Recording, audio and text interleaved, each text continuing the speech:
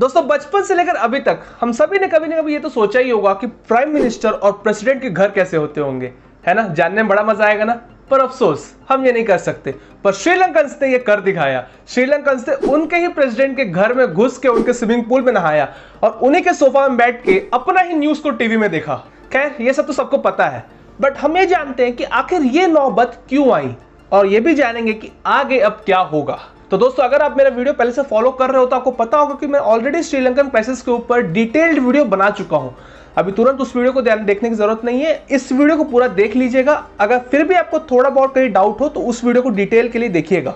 तो चलिए मैं शॉर्ट में समझाता हूं कि आखिर श्रीलंका का ये हालत क्यों हुआ। तो इस श्रीलंकन क्राइसिस का पूरा क्रेडिट जाता है सिर्फ और सिर्फ एक फैमिली को, जो कि है राजपक्षा फैमिली। 2005 से लेकर अभी तक श्रीलंका की गद्दी पे कोई भी बैठा है तो वो सिर्फ राजपक्षा ब्रदर्स ही हैं। पर कैसे, चलो इसको भी जानते हैं। तो भाई अभी जो मैं कहानी बताने जा रहा हूं इसे एकदम ध्यान से सुनिएगा। इससे आपको पता चलेगा कि एक देश सिर्फ एक फैमिली की वजह से ये क्राइसिस को झेलना पड़ रहा है। तो भाई इस कहानी की शुरुआत होती है 2005 को, जब महिंदा राजपक्षा बने श्रीलंका के प्रेसिडेंट। इन्होंने कुल 2 टर्म तक सर्व किया, यानी 2015 तक। और इन 10 सालों में इन्होंने सिर्फ अपना ही पेट भरा और तो और डकार भी तक नहीं लिए। और 2015 में जब इलेक्शंस हुए तो उसमें हार का सामना करना पड़ा महिंदा राजपक्षा को और प्रेसिडेंट बने मैत्रीपाला सिरिसेना। और ये इलेक्शन मैत्रीपाला सिरिसेना रनिल विक्रमसिंघे के साथ मिलकर बने। इस वजह से रनिल विक्रमसिंघे को प्राइम मिनिस्टर बना दिया गया। पर 2018 को रनिल विक्रमसिंघे को प्राइम मिनिस्टर के पद से हटा दिया गया और फिर से प्राइम मिनिस्टर बना दिया गया महिंदा राजपक्षा को।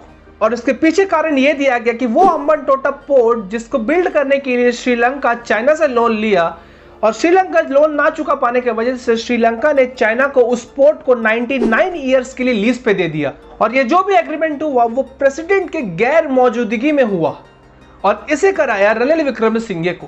इस वजह से उन्हें इस पद से हटा दिया गया। पर असली बात तो यह थी कि रनिल विक्रमसिंघे श्रीलंका का असलियत सबके सामने लाना चाहते थे, इस वजह से उन्हें हटा दिया गया। खैर फिर से एंट्री हो गई महिंदा राजपक्षा की एज अ प्राइम मिनिस्टर।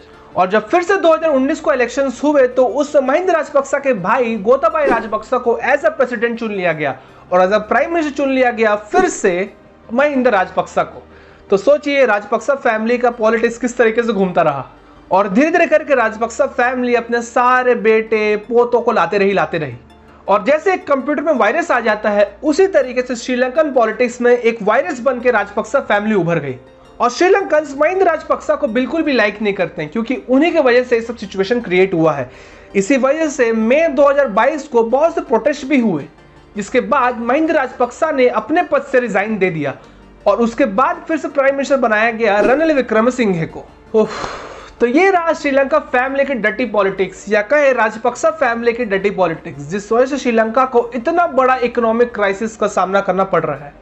और इतना ही नहीं, श्रीलंकन लोगों के पास खाने तक की कमी है और तो और स्कूल और दफ्तरों में इंक तक की कमी है भाई। तो सोचो कितनी गंदी परिस्थिति है वहां की। और इस वक्त श्रीलंका के ऊपर कुल $50 बिलियन का कर्ज है और ये कर्ज अगर 5 साल तक श्रीलंका पे नहीं कर पाता है तो यही कर्ज $100 बिलियन के पार पहुंच जाएगा।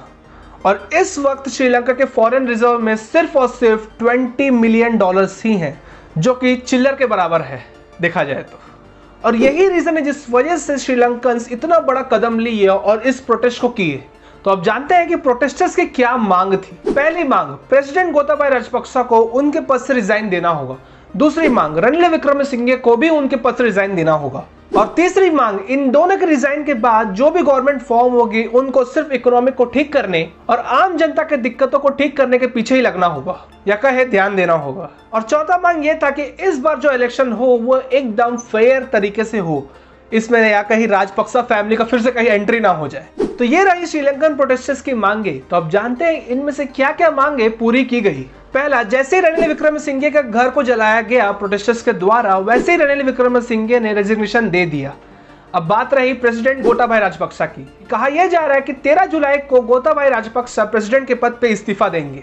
तो कहा जाए तो उनके पहले दोनों मांगे पूरी की गई।